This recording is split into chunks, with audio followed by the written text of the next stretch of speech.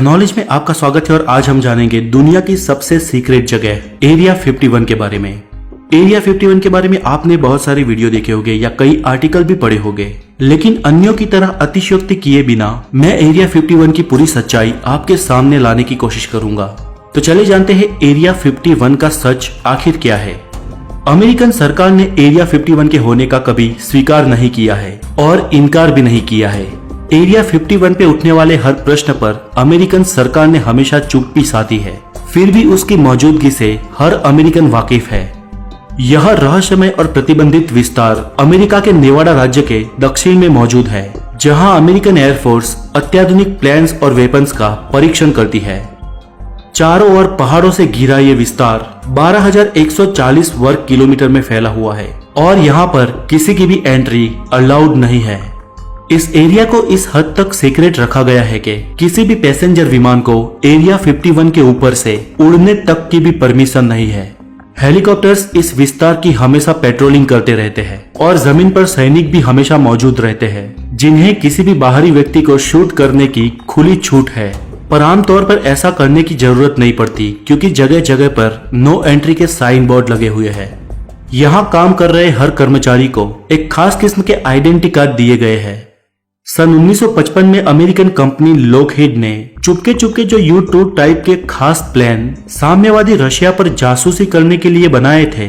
सच पूछो तो एरिया 51 का राज तभी से शुरू हुआ, क्योंकि एक तो अमेरिकन सरकार जासूसी के लिए अपने विमान रशिया की अवकाशी सीमा में दाखिल करती थी और ऊपर से इस गैरकानूनी काम के लिए अमेरिकन प्रजा के पैसे खर्च किए जाते थे।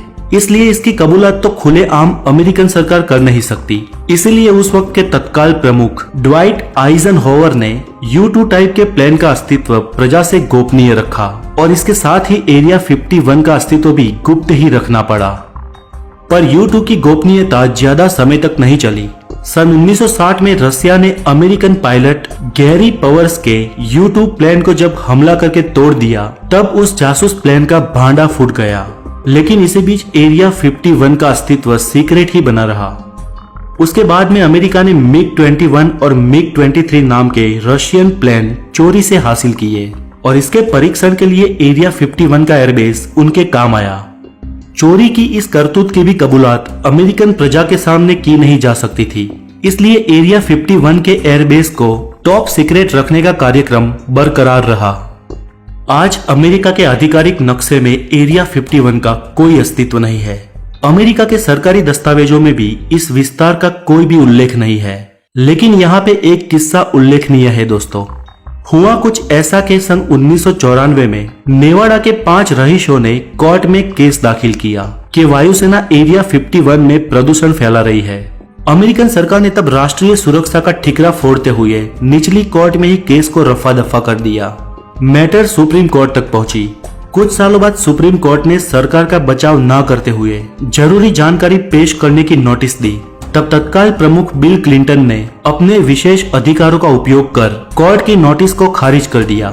इस आधिकारिक विशेषाधिकार का उपयोग कर अमेरिकन प्रमुख ने साफ साफ तो नहीं, लेकिन ये कबूल जरूर किया कि एरिया 51 का अस्तित्व है, फिर भले ही वो नाम उन्होंने अपने मौखिक या लिखित बयान में ना दिया हो। कहा जाता है कि आज के समय में एरिया 51 में टॉप सीक्रेट गैर कानूनी एक्सपेरिमेंट किए जाते हैं और एलियन तथा इंसानों पर प्रयोग कर विचित्र जीव बनाने के प्रयोग वहां पर होते हैं। लेकिन दोस्तों ये सब अफवाहें हैं और खासकर ये एलियन वाली बात तो अतिशयोक्ति है। ये बात सच है कि एरिया 51 का अस्तित्व है और वहां पर अमेरिका दुनिया से छुप के परीक्षण भी करता है। लेकिन एलियन का पृथ्वी पर होना और राई का पूरा पहाड़ होना, ये दोनों बातें एक ही है। तो दोस्तों आज के लिए इतना ही और एरिया 51 के बारे में आप क्या सोचते हो हमें कमेंट करके जरूर बताएं। और अगर वीडियो अच्छी लगी हो तो लाइक करें और अगर आप नए हैं तो द नॉलेज को जरूर सब्सक्राइब करें। Have a good day, take care.